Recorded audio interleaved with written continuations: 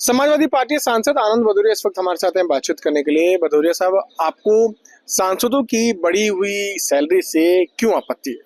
नहीं, वस्तुतः मुझे सांसदों की बढ़ी हुई जो सैलरी और भत्ते हैं उस पर हमारी दीगर आपत्ति है कि हम सांसद यहाँ अपनी सैलरी बढ़वाने के लिए और भत्ते बढ़वाने के लिए नहीं आए हैं।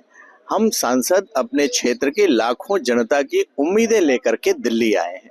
इसलिए हम चाहते हैं कि जो हमारी सांसद विकास निधि है वो हमारे उत्तर प्रदेश के अगर परिप्रेक्ष्य में हम देखें तो एक विधायक की, एक विधानसभा की विधायक निधि 5 करोड़ रुपए है और जो सांसद को जो निधि दी जा रही है वो 5 विधानसभाओं की 5 करोड़, उसमें 90 लाख जीएसटी, 10 लाख कंटिजेंसी। अब 4 करोड़ में प्रधानमंत्री जी कहते हैं कि आइए दलगत भावना से ऊपर उठ करके विकसित भारत बनाए। 4 करोड़ में क्या खाक विकसित भारत बनाने का काम करेंगे? और भारतीय जनता पार्टी के हर एक नेता और उनके मिनिस्टर और स्वयं प्रधानमंत्री जी कहते हैं 14 के पहले ये था, 14 के बाद हमने ये परिवर्तन कर दिया, 14 से पहले कुछ नहीं था, अब हमने इतना कर दिया। लेकिन 14 से पहले जो सांसद निधि थी वही आज भी है, उसमें तो आपने कोई परिवर्तन नहीं किया और सांसद निधि से ही क्षेत्र का विकास हो सकता है। आप बताओ, एक एमपी क्या कर सकता है? यहाँ हम पार्लियामेंट के अंदर सिर्फ भाषण देने और कैंटीन में मेदू वड़ा खाने तो आए नहीं है कि कैंटीन में बैठ करके मेदू वड़ा खा करके चले जाएं। हम अपनी जनता के प्रति जवाबदेह हैं, इसलिए जनता की काफी उम्मीदें हैं। अच्छा ठीक है, आप मत बढ़ाइए, सांसद निधि भी मत बढ़ाइए, लेकिन प्रधानमंत्री ग्राम सड़क योजना के अंतर्गत जो आप सड़कें बना रहे हैं उसमें सांसदों को दे दीजिए 50 किलोमीटर।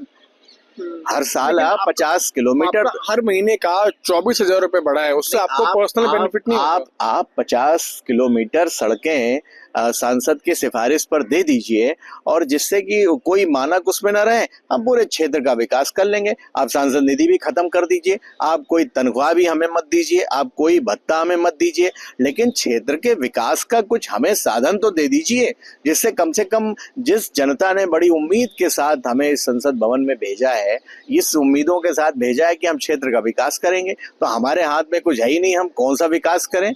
5 साल बाद फिर उसी जनता के बीच में जाकर के जवाब देना है। 24,000 रुपए बढ़े हैं आपके महीने के, आपको लगता है कि इससे आपका पर्सनल फायदा हो सकता है, परिवार का फायदा हो सकता है?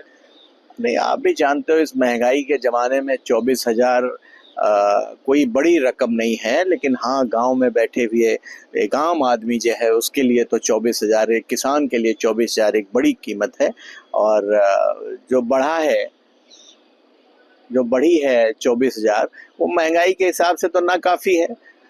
उसका कोई आप ये भी नहीं कह सकते हो कि बहुत आपकी सैलरी और भत्ते बढ़ गए हैं, लेकिन सांसदों के सैलरी भत्ते बढ़ने से ज्यादा जरूरी था इस देश के आम आदमी की, किसान की आमदनी कैसे बढ़े, बेरोजगार को रोजगार मिले, नौकरियां निकाली जाए।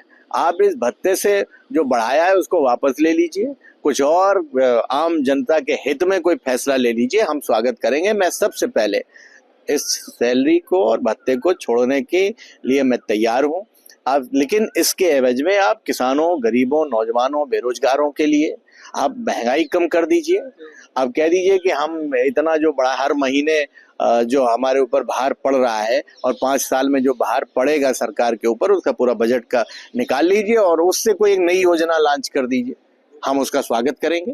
लेकिन ये उससे जो बड़ा मुद्दा है उसको आपको सांसद निधि बढ़ानी चाहिए, कम से कम 25 करोड़ करनी चाहिए और सांसदों को प्रधानमंत्री ग्रामीण सड़क योजना के अंतर्गत 50 से 100 किलोमीटर हमारी सिफारिश पर, सांसदों की सिफारिश पर सड़कें बनानी चाहिए ग्रामीण क्षेत्रों में। तो समाजवादी पार्टी सांसद आनंद भदौरिया ने साफ ये कहा कि जो बढ़ी हुई सैलरी है सांसदों की, उससे वो नाखुश है। इसके बनिस्बत सरकार को इस तरह की कोई स्कीम लानी चाहिए जिससे किसानों, युवा और बेरोजगार लोगों का कुछ फायदा हो सके।